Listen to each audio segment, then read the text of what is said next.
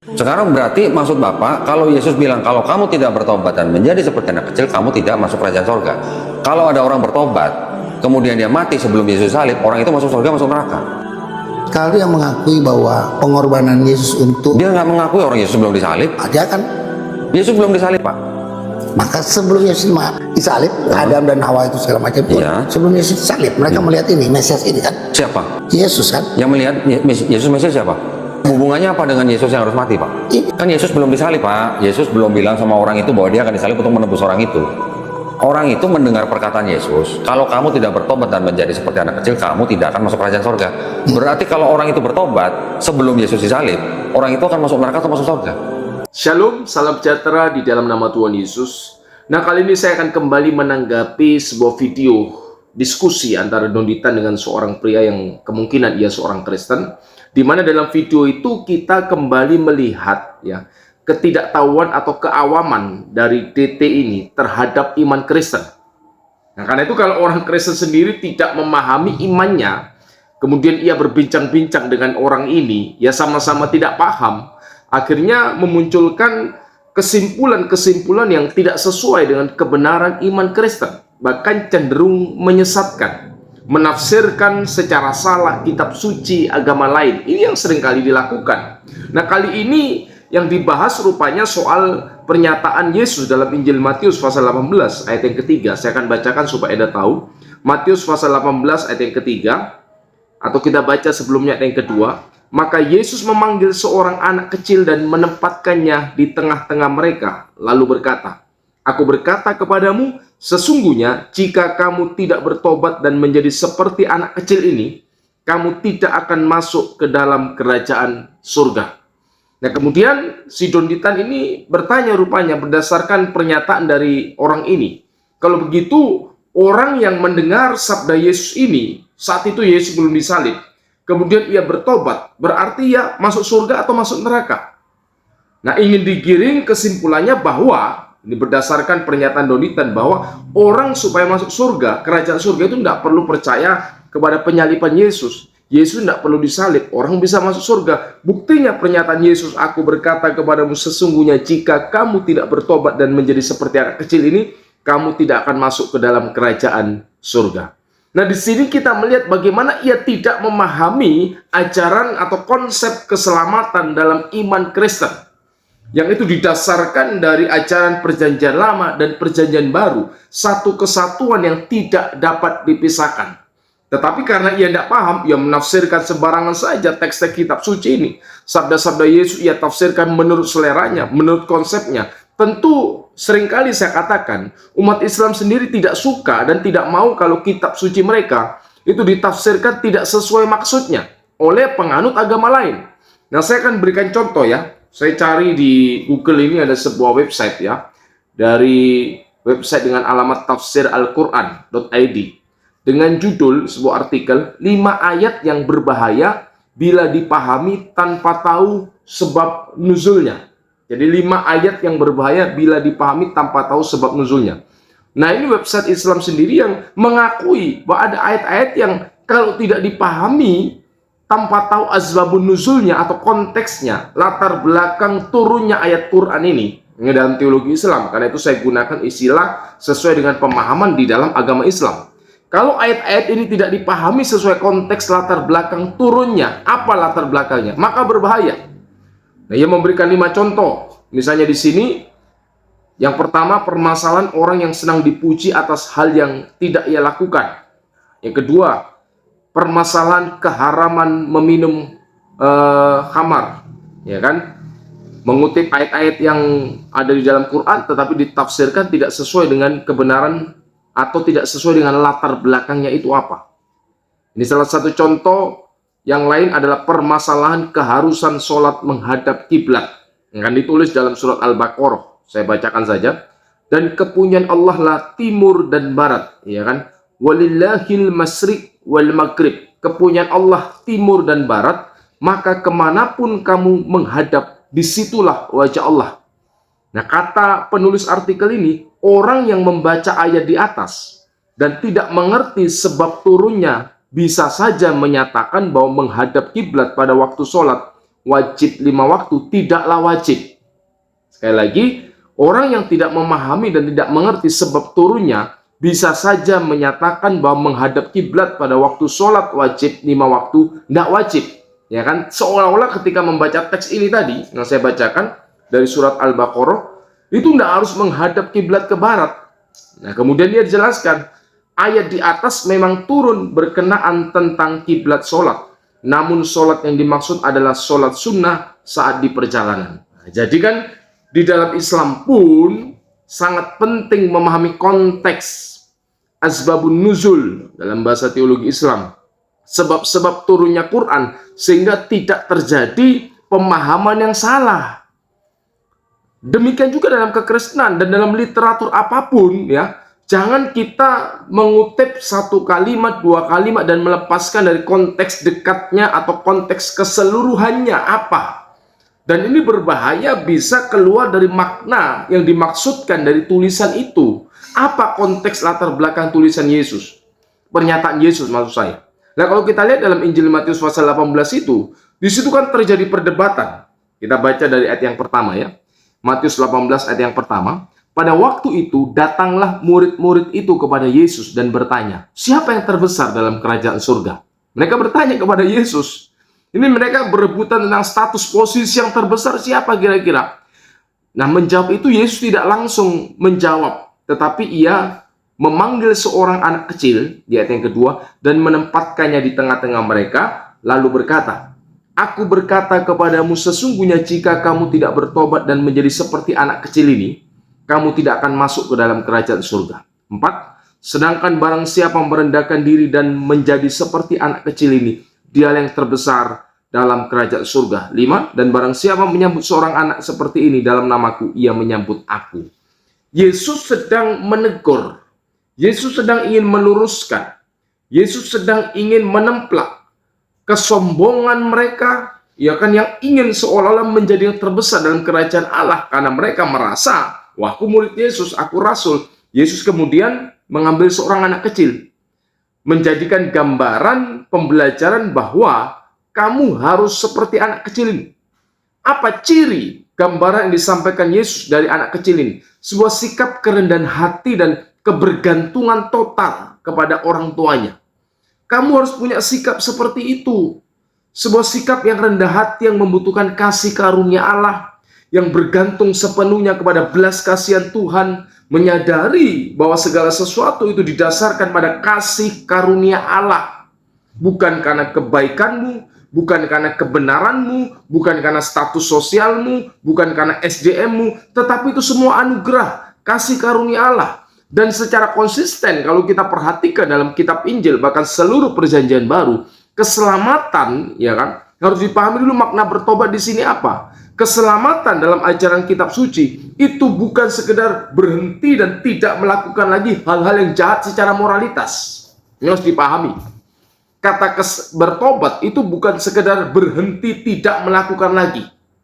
Bertobat dalam bahasa Yunani, dalam bahasa Ibrani artinya berbalik kembali. Return, kembali kepada Allah, ya kan, yang dulunya kita berjalan ke arah utara misalnya, kita berbalik arah kembali ke selatan, berbalik arah kembali kepada Allah. Apa? Kembali kepada kehendak Allah, kembali kepada tujuan Allah dalam kehidupan manusia. Apa kehendak Allah? Supaya orang-orang percaya kepada Dia Sang Juru Selamat itu. Dan ini konsisten dinyatakan dalam kitab Injil. Sejak awal kalau kita baca dari kitab yang sama dulu ya, supaya kita tahu gambaran dan garis besar apa yang disampaikan Injil Matius. Matius ini menulis mula-mula untuk orang-orang Yahudi. Karena Matius seorang Yahudi. Ia punya panggilan cara khusus di mana Tuhan telah menaruh beban dalam hatinya untuk menyampaikan kabar baik, berita sukacita, Injil itu kepada orang-orang Yahudi, menunjukkan kepada mereka berdasarkan kitab-kitab para nabi. Karena itu dalam Injil Matius kita banyak temukan pernyataan bahwa supaya tergenapilah apa yang dinubuatkan para nabi. Memang tujuannya adalah untuk menunjukkan bahwa Yesus itulah Mesias yang dijanjikan.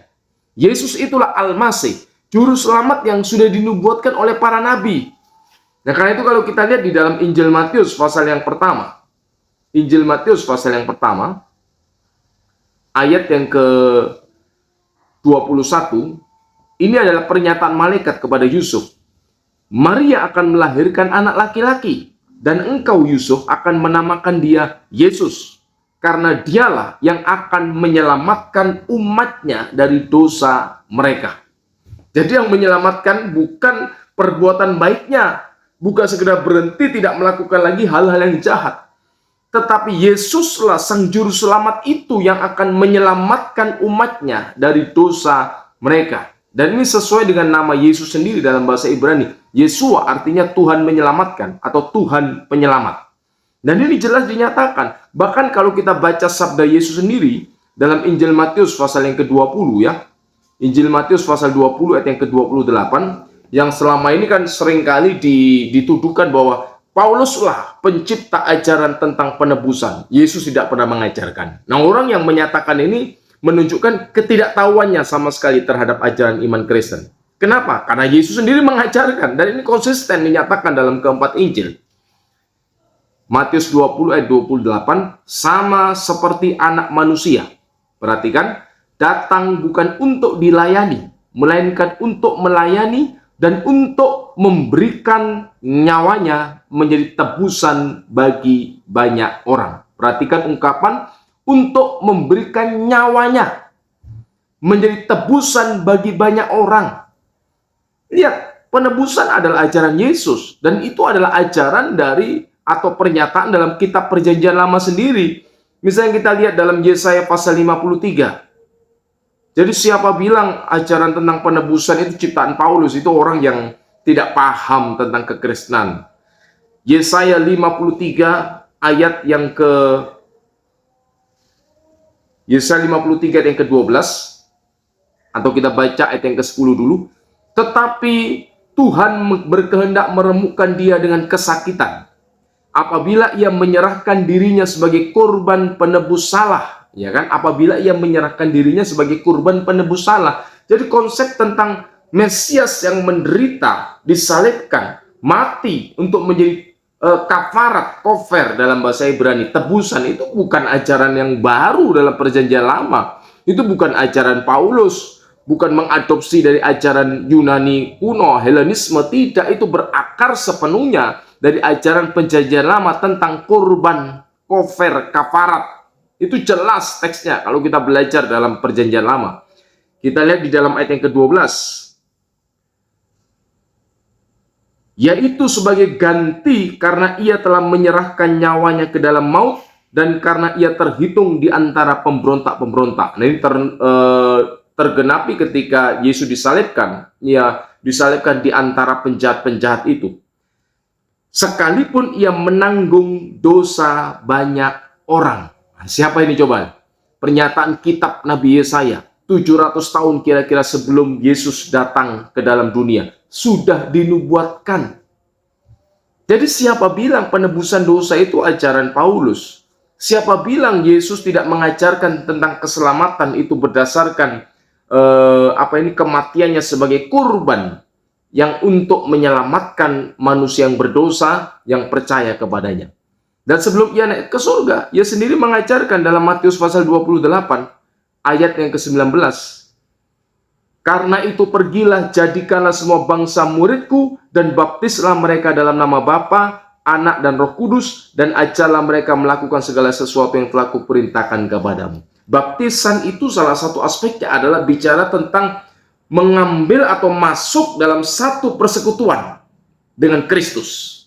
Bicara ada relasi, ada hubungan pribadi. Sebagai apa? Sebagai Tuhan dan Juru Selamat. Itu jelas dinyatakan dalam kitab Injil.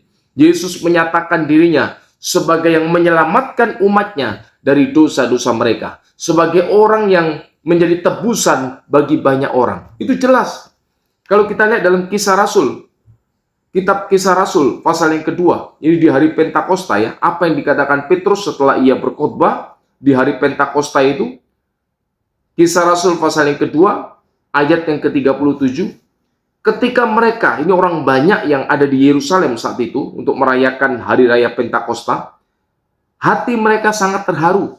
Lalu mereka bertanya kepada Petrus dan rasul-rasul yang lain, apakah yang harus kami perbuat, saudara-saudara?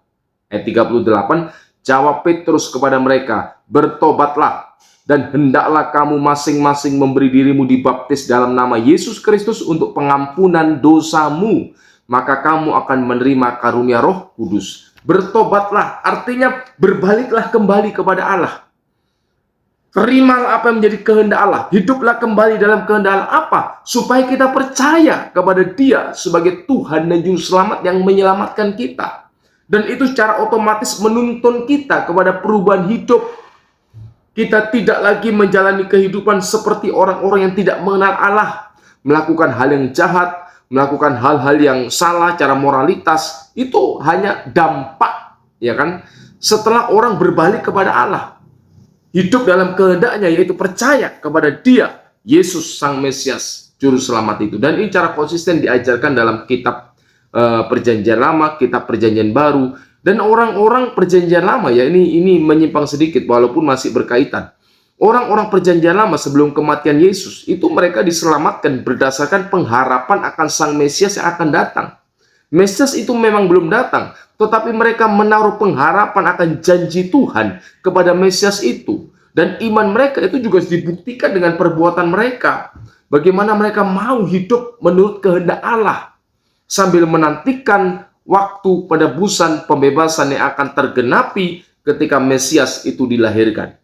Nah, dalam konteks pernyataan Yesus ini yang mengajar banyak kepada orang Yahudi, orang-orang yang tidak asing dengan nubuatan kitab-kitab Perjanjian Lama tentang Mesias. Karena itu apa tema khotbah Yesus? Bertobatlah, kerajaan Allah sudah dekat. Bertobatlah dan kembalilah berbalik kepada Allah.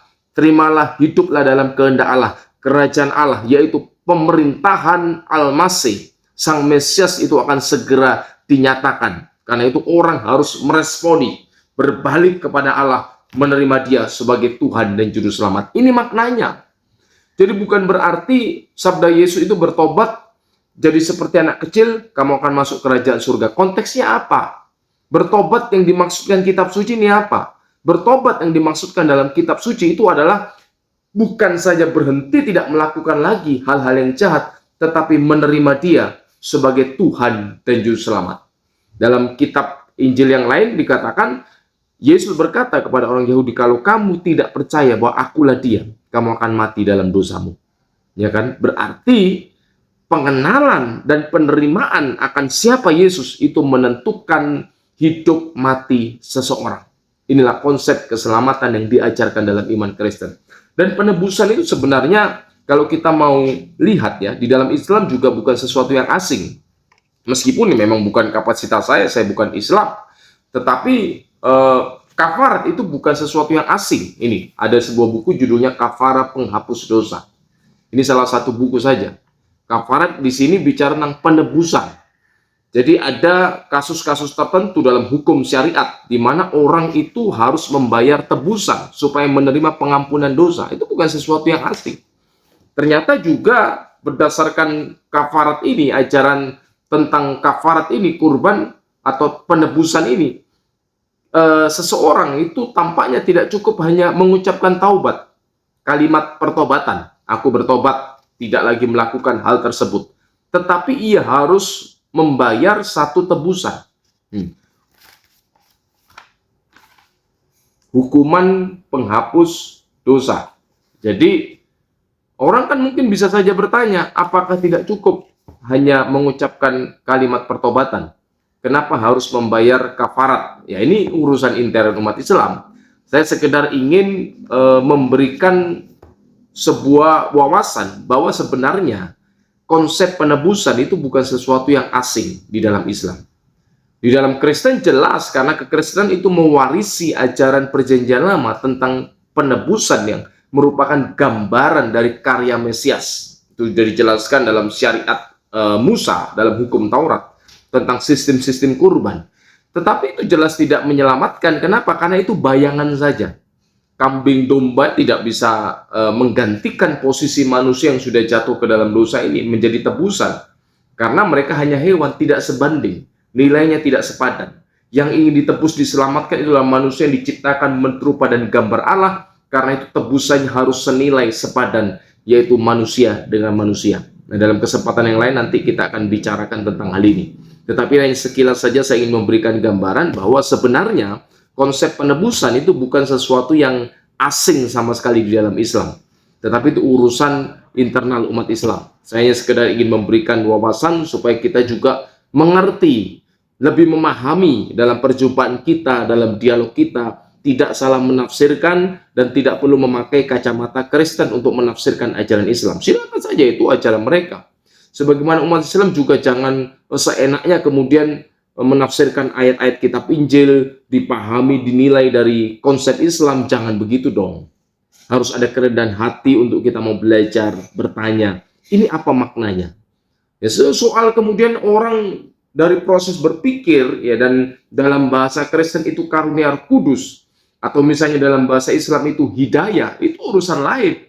Kalau seseorang mungkin karena belajar kitab Injil, ya belajar sesuai dengan pengertian-pengertian yang ada dalam kekristenan itu, dan kemudian ia menjadi percaya, itu kasih karunia, itu hidayah, ya kan? Tetapi jangan kemudian kita harus menafsirkan kitab suci orang lain menurut perspektif kita. Ini tentu tidak semestinya dilakukan. Karena itu marilah kita belajar. Ketika seorang belajar tentang satu agama, marilah ia memahami agama tersebut menurut pengertian dan tafsir yang ada dalam agama tersebut, sehingga tidak terjadi pemerkosaan teks atau ayat-ayat kitab suci. Nah, kiranya apa yang saya sampaikan ini memberikan pencerahan dan menjadi berkat bagi kita semua. Amin. Tuhan Yesus memberkati.